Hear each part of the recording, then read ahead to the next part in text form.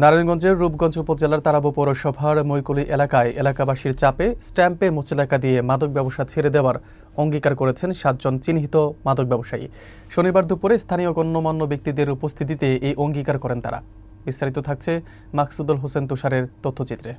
অঙ্গীকার করা ব্যক্তিরা হলেন হোসেন আলী প্রধানের ছেলে আলী আজগর, বারিক মিয়ার মেয়ে সুফি বেগম, রাবি বেগম, সাদ্দাত ভুইয়ার ছেলে শ্যামল মিয়া, কালাচাঁদের ছেলে রিপন মিয়া, নুরু মিয়ার ছেলে বিল্লাল মিয়া এবং সাইদারের ছেলে আলম মিয়া।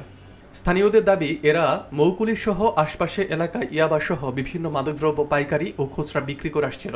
এলাকাবাসীর প্রতিবাদ ও মাদক বিরোধী কঠোর অবস্থানের কারণে শুক্রবার 2 মাদক ব্যবসায়ীকে গণধোলাই দিয়ে পুলিশে সুপর্দ করা হয়। এই ঘটনায় আতঙ্কিত হয়ে পরদিন বাকি 7 জন মাদক ব্যবসা ছাড়ার লিখিত অঙ্গীকার করে।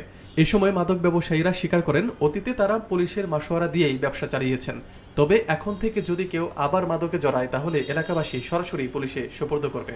রূপগঞ্জ থানার ওসি তারিকুল ইসলাম বলেন, এটি একটি ভালো উদ্যোগ, তবে আইন শৃঙ্খলার অবনতি না হয় সেদিকে খেয়াল রাখতে হবে।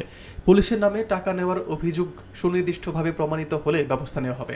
আমরা কালকে মাগরিবের পরে 2টা লোক আমরা মাদক সহকারে পুলিশ আসছিল, ধরে আমরা হ্যান্ড ওভার করছি। আজকে আমরা পরে সিদ্ধান্ত নিলাম যারা যারা মাদক ছাড়তে ইচ্ছুক যে তাদেরকে আমরা সুযোগ দিব। ওই কথার পরীক্ষাতে এই আলিয়াসগড় সহ যারা মৈকুলিতে মাদক ব্যবসা এই পর্যন্ত করে আসতেছে তারা আমাদের কাছে লোক পাঠায়, লোক মারফত আমরা ফোনের কথা হয় যে তারা মাদক ছেড়ে দিবে তাদেরকে সুযোগ দেওয়ার জন্য। তারপর আমি এলাকারবাসী যুবক যারা আছে, আমাদের ছোটো ভাই বড় ভাই যারা সবার সাথে বুদ্ধি পরামর্শ করে আমরা সিদ্ধান্ত নিলাম তাদের একটা সুযোগ দিব এলাকার শান্তির জন্য। কারণ মাদক আমাদের একটা ক্যান্সারে পরিণত হয়েছে।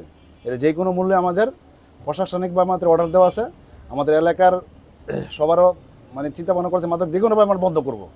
তা আজকে এটার আমরা রূপ দিতে যাচ্ছি। এখন আমরা একটা স্ট্যাম্প হয়েছে, সবাই সিগনেচার করছে। তারা এলাকাবাসীর কাছে, আইন প্রশাসনের কাছে অদাবদ্ধ হয়েছে। তারার জীবনে যতদিন বেঁচে থাকে তারা মাদক বিক্রি করবে না, আমাদের সাথে মিলেমিশে তারা মাদকের বিরুদ্ধে কাজ করে যাবে।